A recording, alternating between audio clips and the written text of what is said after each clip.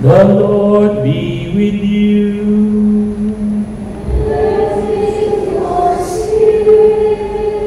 A reading from the Holy Gospel according to Luke.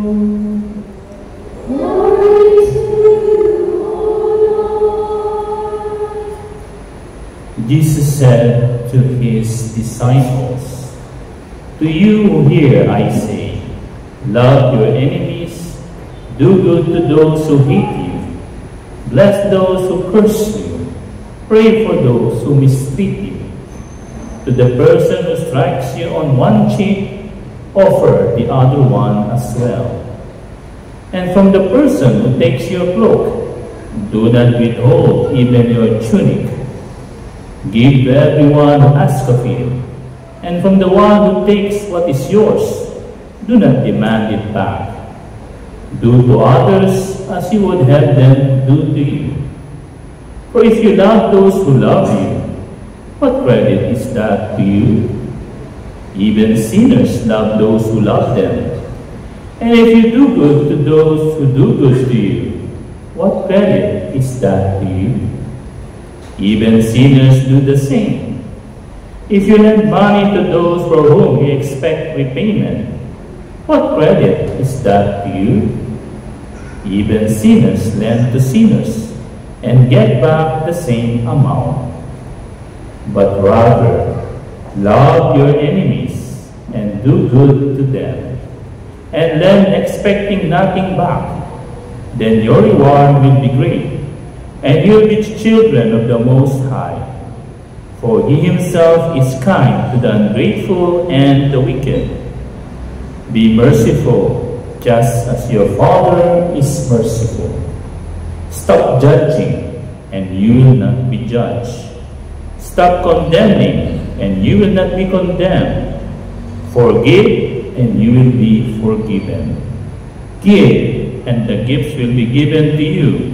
A good measure, packed together, shaken down, and overflowing, will be poured into your lap.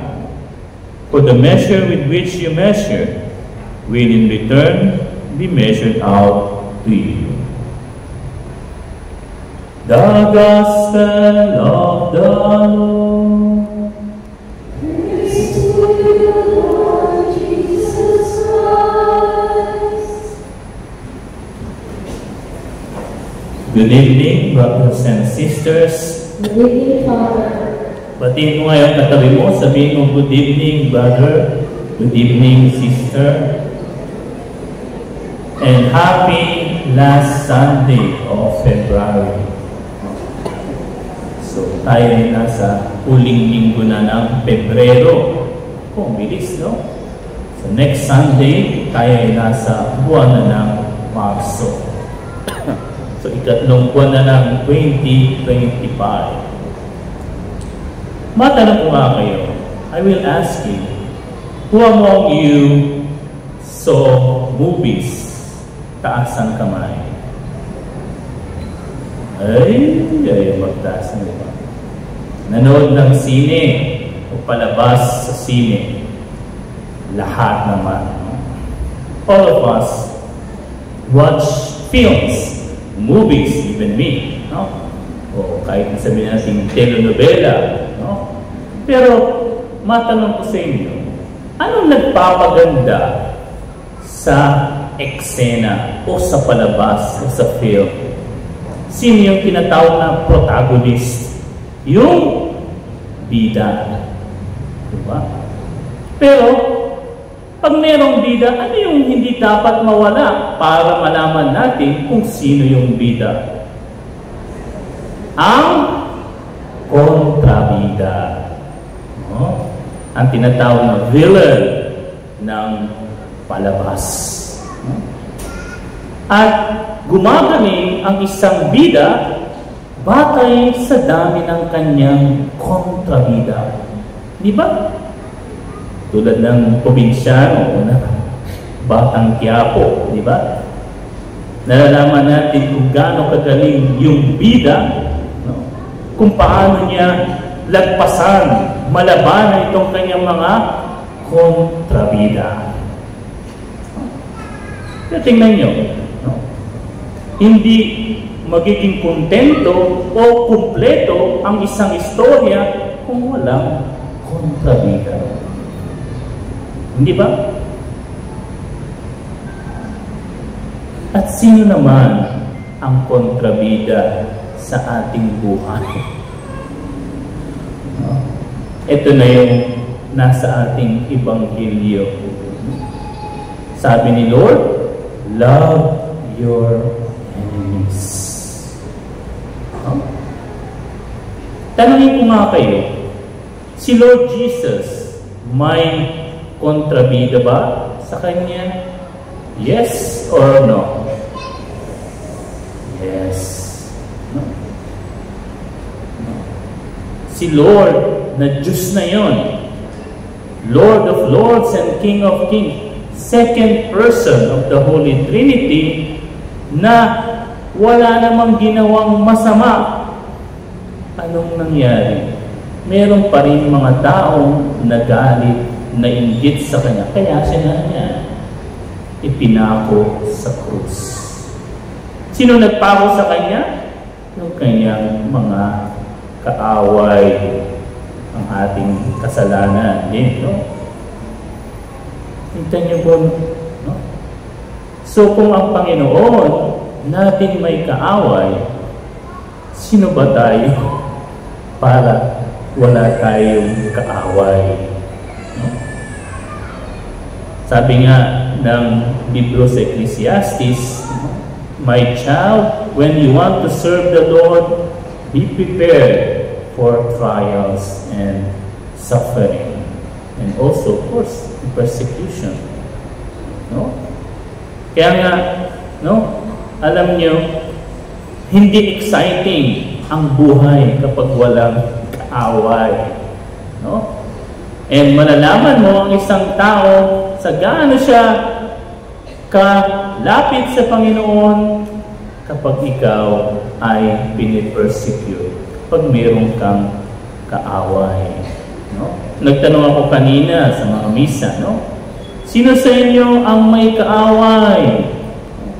Alam niyo po, kakaunti lang ang tumaas. May lakas ng loob na tumaas.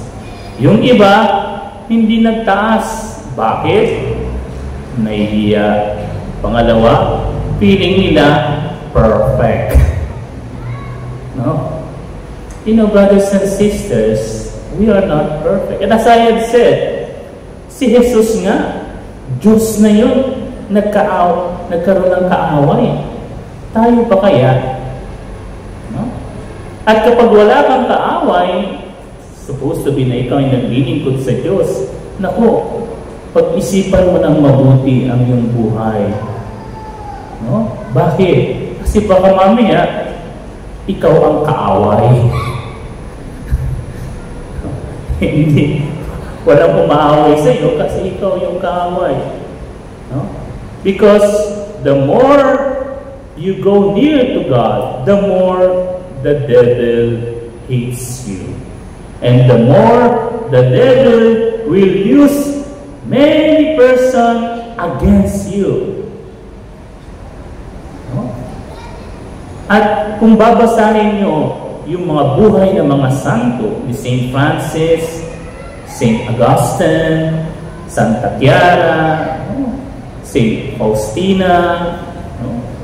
Wala kayong makikitang santo na walang nag-persecute sa kanila. Lalong-lalo na yung mga martyrs, di ba?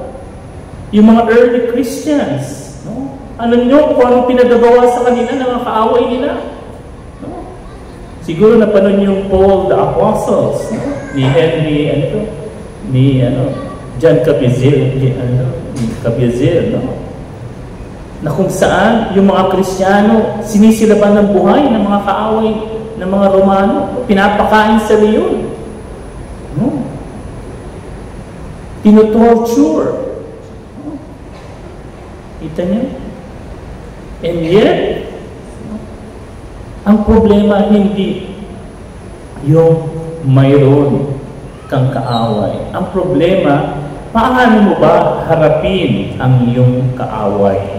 Ayun. No? At alam nyo, ang pinakamahirap, the most difficult commandment of the Catholic Church, the Christian Church, is what? Loving your enemies. Diyan talaga magkakasubukan kung ikaw ay talagang Kristiyano. O, balat kayo ang buhay sa mundo. Diyan malalaman, no? Kung paano ka tunay na isang Kristiyano. Kung paano mo harapin ang iyong kaaway. Kasi sa atin, ito sinasabi ni Lord, no? Madali kasi na, sabi nga, mag-giant over them. Anong mag-giant? Maghiganti sa ating mga kaaway. Binato ka, batuhin mo rin. Sinampal ka, sampalin mo rin. Yung tinatawag na ngipin sa ngipin, mata sa mata. No? Madali. Pero napakahirap na kapag sinampal ka, sabi nga ng Panginoon, ibibigay mo pa yung kabila nang nakangiti pa. Na yung kinuha na yung isa, yung damit mo, ibibigay mo pa yung iba, at nakangiti ka pa. Diba? Kasi bakit? Ibig sabihin nun, no? Ikaw ay namumuhay katulad ng Panginoon. Ikaw ay tunay na anak ng Diyos. Alam ko, yung iba sa inyo nag-iisip, kung nagtatanong ngayon, o siguro bumubulong, Father, mahirap naman niya sinasabi. Hindi na yan totoo. Hindi yan realistic. Magpatawad. Mahalin ko yung kaaway ko. Mahirap yata yun.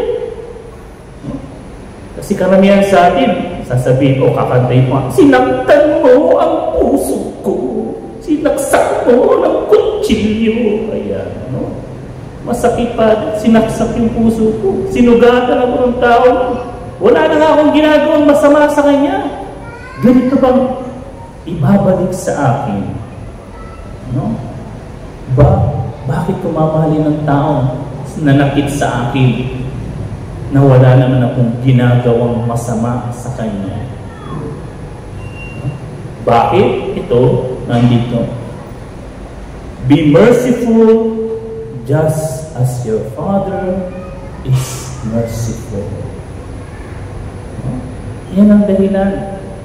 Kung ikaw ay taong may Diyos, kung ikaw ay totoong Kristiyano, gagayahin mo ang iyong tatay.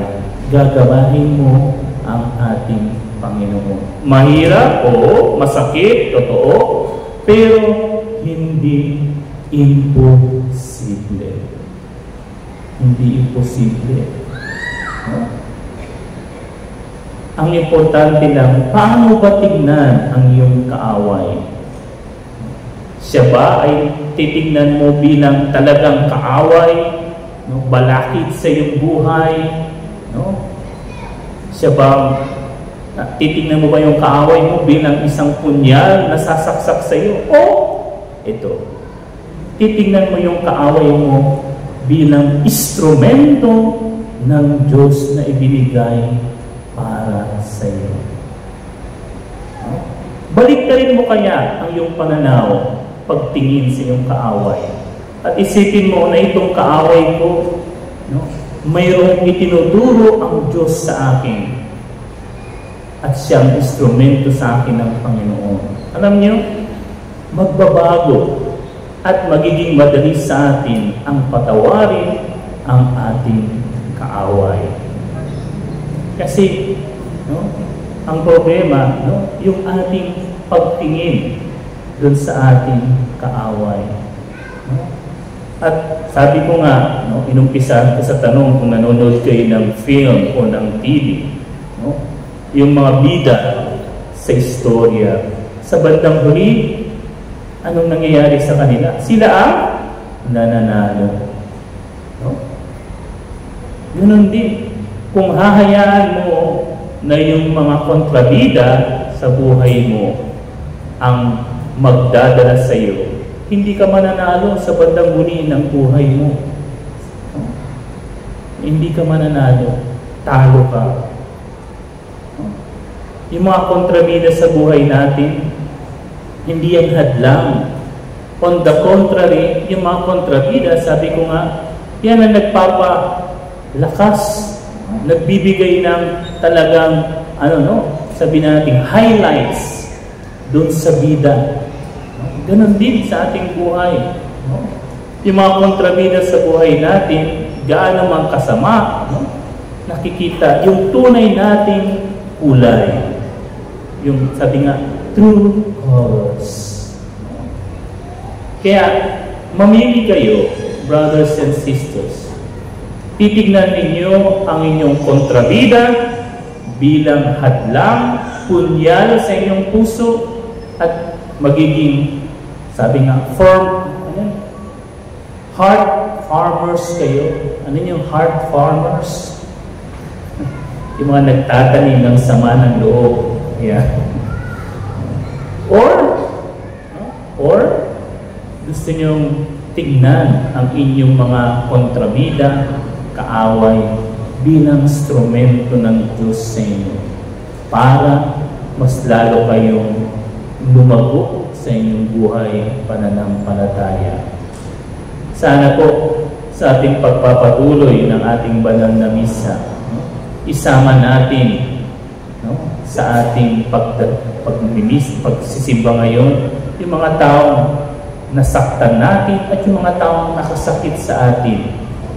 Nanawa, tulungan tayo ng Diyos na gayahin siya.